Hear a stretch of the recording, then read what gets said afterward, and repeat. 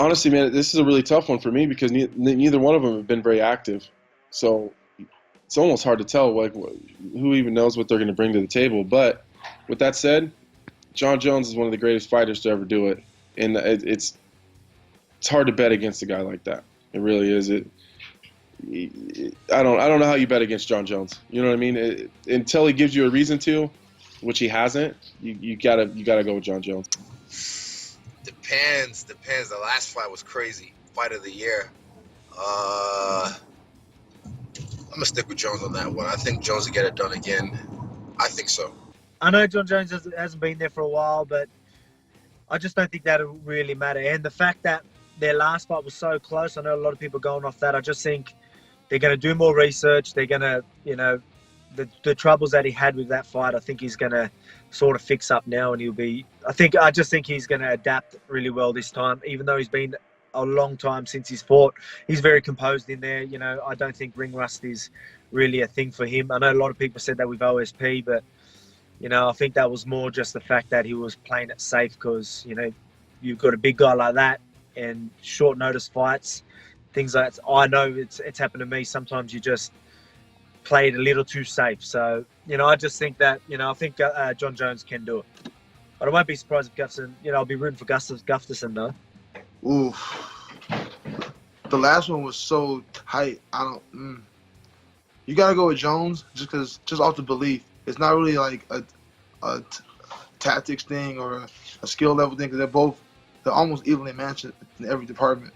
It's just, I think Jon Jones, he's a winner. This is what he does. This is his belt. He never actually lost it. So I think he brings in a different type of confidence. Having already had the belt for so long and having already defended it against so many high-level guys, I think he gets the W. I think it's a decision, though, another war. An amazing fight. That's an amazing matchup. They fought previously, and, Gustafsson really gave it to him. They have the same length and stuff. So, exciting fight. I know what it feels like to have a long layoff and come back hungry. So, I think Jon Jones, he wants to get that crown back. I got my money on Jones on this one again. Jon Jones. I think that dude is, he's been busy. I think he's been training. Gus hasn't fought, a really good long time. How long has it been since he fought? Yeah, so, I think that Jon Jones gets it done again. I think Gustafsson takes the second one. I would guess a decision. I think it's going to be pretty similar to the first fight, and he's just going to outpoint him. I think Jones wins, man. I think he gets better every time he comes back, and it's like, he's getting older, so he probably sees the game way differently than he used to. And even though he hasn't been in the cage, neither has Alex. So I think there's ring rust on both ends. Like, if Alex was a lot more active, then I would give it to him.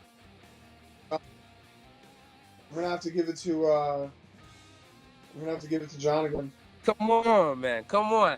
I said I didn't want to fight no more this year after this fight, but I'll do a lot of things to be on my big brother's card. So I got to go for my big bro. Why wouldn't I go for my big bro? Everybody can say what they want to say about Jon Jones, but Jon Jones is the man. That is the true GOAT. That is the true greatest of all times when it comes to mixed martial arts. So Jon Jones, hands down. Nobody in the world beats Jon Jones. Nobody. Oh, man, that's so exciting. But at the end of the day, I can't go against Jon Jones. The guy's proven himself time and time again, so I think Jones gets that one done. Both guys were off for a long time, so I think Jon Jones is going to win that.